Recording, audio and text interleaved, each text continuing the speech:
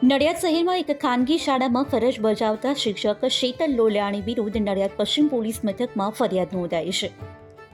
આ શિક્ષક અગાઉ નડિયાદની લિટલ કિંગડમ સ્કૂલમાં નોકરી કરતો હતો, જ્યાં વિદ્યાર્થીઓ સાથે ગેરવર્તણૂકને લઈ તેને ફરજ પરથી બરતરફ કરવામાં આવ્યો હતો।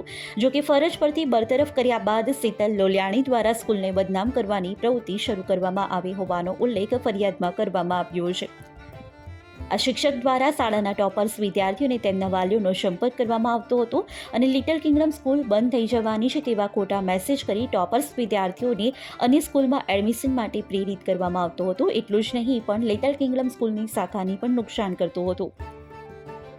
આ સાથે જ આ શિક્ષક શીતલ લોલિયાણી દ્વારા શાળાના જ એક અન્ય વ્યક્તિનો સંપર્ક કરી જો સ્કૂલની બદનામીને રોકવી હોય તો તેને ₹6 લાખ આપી દેવાની માંગ કરવામાં આવી હતી, જેથી આ શિક્ષકથી કંટાળેલા શાળાના મેનેજિંગ ડિરેક્ટર કીર્તિબેન ઝા દ્વારા શિક્ષક વિરુદ્ધ તમામ પુરાવા એકત્રિત કરી અને પોલીસની મદદ માંગવામાં આવી હતી, જ્યાં નડિયાદ પશ્ચિમ પોલીસ દ્વારા સમગ્ર પુરાવાનો અભ્યાસ કર્યા બાદ હવે આ શિક્ષક શીતલ લોલિયાણી વિરુદ્ધ ગુનો દાખલ કરવામાં આવ્યો છે।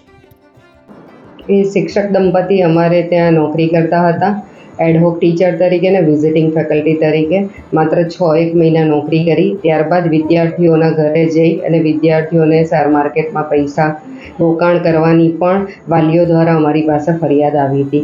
એ અનુસંધાનમાં અમે એ લોકોને વારંવાર નોટિસ પણ આપેલી હતી। વિદ્યાર્થીઓના કુમળા બાળ માનસ ઉપર આની અસર થવાને કારણે અમે બંનેને સત્વરે તાત્કાલિક ધોરણે સસ્પેન્શન કરી અને નોકરીમાંથી છૂટા કર્યા હતા। નોકરીમાંથી જેવા છૂટા કર્યા એટલે એમણે શાળાનો દુષ્પ્રચાર ચાલુ કર્યો કે શાળા બંધ થઈ જવાની છે એવો વાલીઓને મેસેજ આપતા હતા।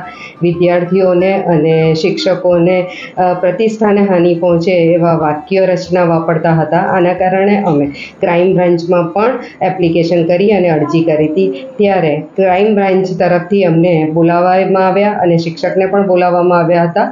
બંને શિક્ષક દંપતીને 1 મહિનાના નોટિસ પીરિયડનો સેલરી આપ્યા બાદ બંને માફીનામું પણ માંગેલું કે આજ પછી હવે અમે લિટલ કિંગડમ સ્કૂલ માટેની આવી કોઈ પણ પ્રકારની પ્રતિષ્ઠાને હાનિ પહોંચે તેવી પ્રવૃત્તિ કરીશું નહીં।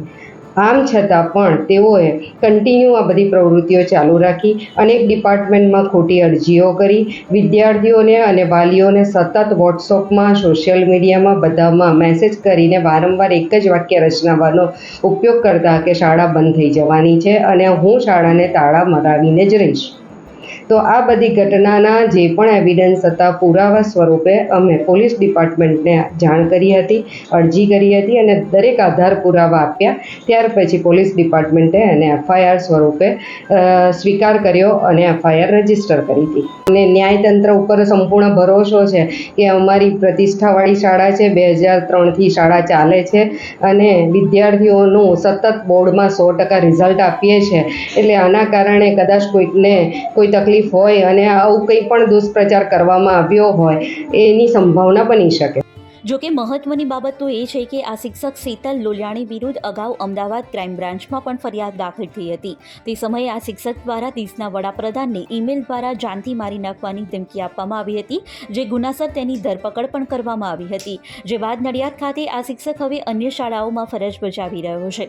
શહેરની એક જાણીતી સ્કૂલ દ્વારા આ શીતલ લોલિયાણીને નોકરી આપી અને લિટલ કિંગડમ સ્કૂલમાંથી ટોપર્સ વિદ્યાર્થીઓને તેમની શાળામાં લઈ જવા માટે કારસો રચવામાં આવ્યો હતો, જે અંતર્ગત આ શિક્ષક દ્વારા આવી ખોટી પ્રવૃત્તિ શરૂ કરવામાં આવી હતી। ત્યારે આવા ગુનાહિત પ્રવૃત્તિ ધરાવતા શિક્ષક જે સ્કૂલમાં ફરજ બજાવતા હોય તે સ્કૂલમાં તમારા બાળકોને કેવું શિક્ષણ મળશે તે વાલીઓએ વિચારવું રહ્યું। હાલ આ શિક્ષક કઈ સ્કૂલમાં ફરજ બજાવી રહ્યો છે તે અંગે ગુજરાત અપડેટ કોઈ સ્પષ્ટતા નથી કરી રહ્યું, પરંતુ તે સ્કૂલમાં અભ્યાસ કરતા વિદ્યાર્થીઓ અને વાલીઓ આ શિક્ષકને ઓળખે તે જરૂરી છે।